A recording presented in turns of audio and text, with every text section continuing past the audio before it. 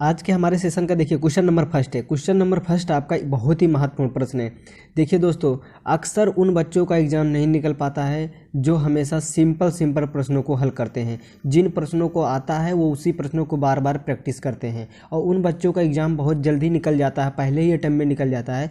जो बच्चे ऐसे प्रश्नों को हल करते हैं जो उनको आता है उनको नहीं हल करते, जो आपके यूनिक प्रश्न होते हैं, हार्ड प्रश्न होते हैं, उनको बार बार प्रैक्टिस करते हैं कि अपने प्रैक्टिस में इम्प्रूव करने के लिए। लेकिन जो हमारे बहुत सारे स्टूडेंट होते हैं उनका एग्ज़ाम नहीं निकल पाता है, वो एक ही चीज़ को करते रहते हैं। उनकी गलतियां क्या होती हैं, वो सिंपल ही प्रश्नों को, जिन प्रश्नों को आता है वो उसी प्रश्नों को बार बार करते हैं और उसी प्रश्नों को प्रैक्टिस भी करते हैं। देखिए, मैं एक चीज़ बताना चाह रहा हूँ, आप सिंपल प्रश्नों को मत हल करिए। आपका नॉर्मलाइजेशन का फ़ायदा तभी होगा अगर आपके शिफ्ट में हार्ड क्वेश्चन आता है और आप चाहे आप 30 से 40 क्वेश्चन करके आते हैं, तो आप अच्छे से करके आते हैं हार्ड प्रश्नों को, तो आपका नॉर्मलाइजेशन का फ़ायदा जरूर मिलेगा। देखिए, आप हमेशा इस टाइप के प्रश्नों को प्रैक्टिस करिए। देखिए, जैसे क्वेश्चन नंबर हमारा फर्स्ट है। देखिए, सिंपल प्रश्नों को तो कोई भी हल कर लेता है, जो आपका तैयारी करता है स्टार्टिंग में वो भी हल कर लेता है जी। हार्ड प्रश्न होते हैं जो वही बच्चे कर पाते हैं जो प्रैक्टिस करते हैं, उनका एग्जाम भी निकल जाता है पहले अटेम्प्ट में। देखिए, क्वेश्चन नंबर फर्स्ट को पढ़ते हैं, अभी बताते हैं। देखिए, ये प्रश्न कैसा है।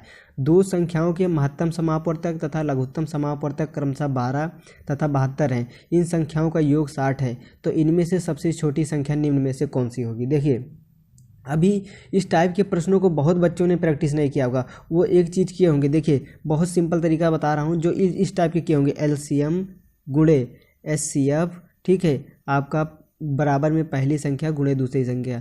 देखिए, ये तो सबको पता है, ये सबको पता है। आप देखिए, मैं उन प्रश्नों को बिल्कुल नहीं कराऊंगा जो आप लोगों का टाइम बेकार हो। आप लोग बहुत सिंपल प्रश्नों में उन्हीं प्रश्नों को कराऊंगा जिससे आप पढ़ के जाएं, तो आपके एग्जाम में 100% फ़ायदा हो और बहुत कुछ सीखने को मिले। देखिए, कैसे हल करेंगे, हम इसी से हल करेंगे। हमारा क्या पूछा गया, छोटी संख्या निम्न में से कौन सी है। तो ये चीज़ तो सबको पता है, एलसीएम गुणे एचसीएफ बराबर पहली संख्या गुणे दूसरी संख्या, ये सबको पता है। देखिए, अब यहाँ क्या करते हैं, एलसीएम हमारा कितना दिया गया। देखिए, हमारा जो आपका एलसीएम दिया गया 72, एलसीएम कितना है 72 है, ठीक है। आपका एचसीएफ कितना है 12 है। अब देखिए, हमको किसी एक संख्या को पहले निकालना पड़ेगा, और हम कौन सी संख्या पहले निकालेंगे, छोटी संख्या निम्न में से कौन सी होगी। हम छोटी संख्या मान लेते हैं 12 है, ठीक है, छोटी संख्या मान लेते हैं 12 है, तो हमारी दूसरी संख्या निकल जाएगी। देखिए, 12 से 12 कट जाएगा, हमारा जो दूसरी संख्या आ गई कितना आ गई 72।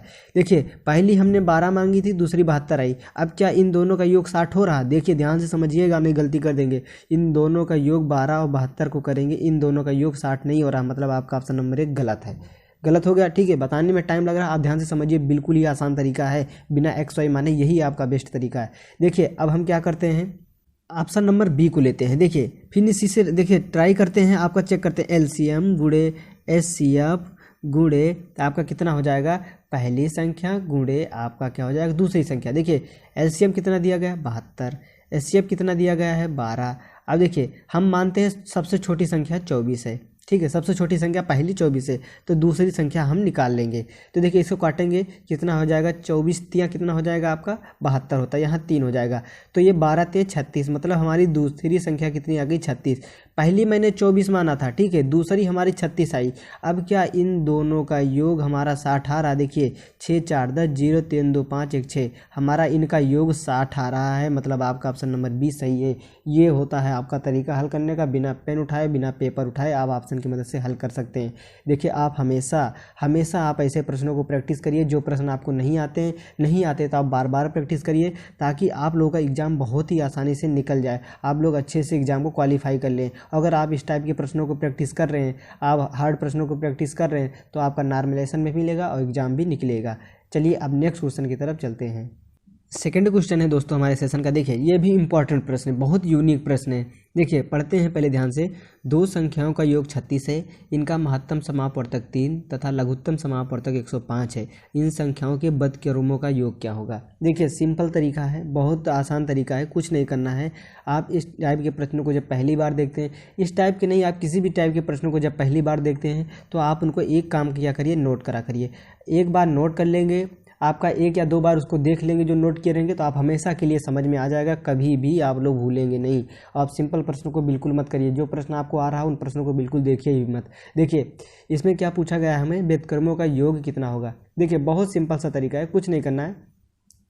जो आपका व्युत्क्रमों का योग पूछा गया है, हम इसमें क्या करेंगे, हमारा योग कितना दिया गया है 36, योग हमारा कितना दिया गया है, देखिए योग हमारा 36 दिया गया है।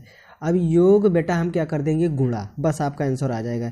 जब भी पूछे इस टाइप के प्रश्नों में व्यतकर्मों का योग कितना होगा तो आप योग बेटा गुणा, अब ये नहीं समझेंगे योग बेटा गुणा। देखिए योग हमारा 36 दिया गया है, अब हम गुणा मतलब क्या कर देंगे, मतलब हमारा 105 जो है और 3 है, इनको गुणा कर देंगे दोनों को, बस आपका आंसर आ जाएगा। देखिए काटिए, 3 एकम 3, 3 दूनी 6, फिर 3 से काटिए, 3 चौक 12 हो जाएगा, 3 त्रिका 9, 3 पचे 15। आपका कौन सा आ रहा है, 4 बटा 35। ऐसा कौन सा ऑप्शन है आपका, देखिए ऑप्शन नंबर सी सही है। उम्मीद करता हूँ इस प्रश्न को समझ गए होंगे और आप लोग नोट भी कर रहे होंगे ताकि एग्जाम टाइम रिवीजन में आप लोगों को काम आए। आप सिंपल प्रश्नों को बिल्कुल मत करिएगा, मैं बार बार कह रहा हूँ। आप लोग नॉर्मलाइजेशन का फ़ायदा लेना है, आपको एग्जाम क्रैक करना है तो आप यूनिक प्रश्नों को हल करिए, जो प्रश्न नहीं आता उनको बार बार देखिए।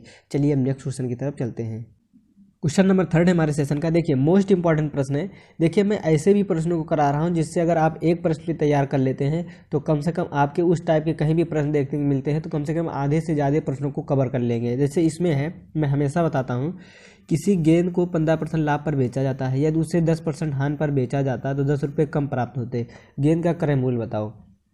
देखिए जो हमारे पुराने स्टूडेंट होंगे उनको पता होगा, मैंने एक चीज़ बताया था, आपको कहीं भी ये शब्द दिखता है, कम दिखे, अधिक दिखे, देरी दिखे, पहले दिखे, जीत दिखे, हार दिखे, फेल दिखे, वहाँ हमेशा हमको क्या लेना रहता है, अंतर लेना रहता है। बस अंतर लीजिएगा, क्योंकि हमें जब इस टाइप के प्रश्न आते हैं तो हमको समझ नहीं आता क्या करना है, गुणा करना है, भाग करना है कि जोड़ना है।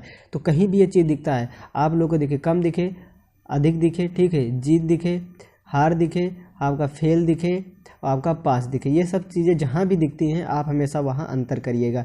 अंतर कैसे करिएगा, देखिए बताता हूँ। देखिए क्या दिया गया है, जो सेम रहेंगे उनको अंतर करना। देखिए 15% लाभ और 5% की हानि।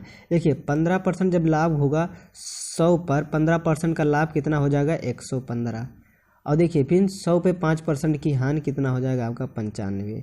ठीक है, अब इन दोनों का अंतर निकालेंगे तो इन दोनों का अंतर जो आएगा हमारा 10 के बराबर होगा। इन दोनों का अंतर कितना आ गया, 20 आ गया।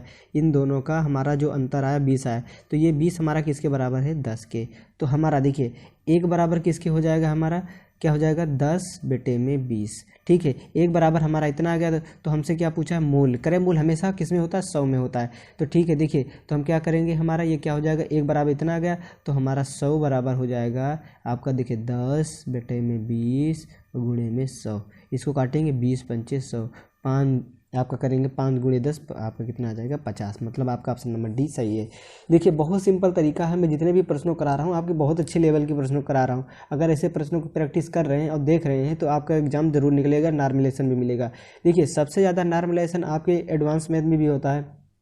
जो बच्चे हमारे एडवांस मैथ को अच्छे से कवर करते हैं, बहुत सारे बच्चे हमारे एडवांस मैथ को छोड़ देते हैं। मैंने आपके पार्ट वाइज एडवांस मैथ को कराया हुआ है। देखिए ये होमवर्क का प्रश्न है, आप लोग इसको करिएगा क्योंकि ये प्रश्न जो है आपका एनटीपीसी में देखिए कई बार पूछा गया प्रश्न है। आप लोग जरूर होमवर्क के भी प्रश्नों को करा करिए। जिनको नहीं पता है पार्ट नंबर हमारा 30 देख लेंगे, डिस्क्रिप्शन में लिंक दिया गया है। देखिए दोस्तों आप एडवांस मैथ को जहाँ तक हो सके जितने भी रेलवे में पूछे गए प्रश्न हैं आप उनको कवर कर लीजिए। और हमने आपका डिस्क्रिप्शन में लिंक दिया गया है एडवांस मैथ के, बहुत ही आसानी से समझाया हुआ है और सारे प्रश्नों को कराया है जो रेलवे एग्जाम में आपके बन चुके प्रश्न हैं। अगर आप ऐसे प्रश्नों को प्रैक्टिस करके जा रहे हैं एग्जाम से पहले तो आपका एग्जाम 100% निकलेगा। अगर आपके शिफ्ट में भी पूछे जा रहे हैं तो ये नॉर्मलाइजेशन वाले प्रश्नों को भी मिलेगा।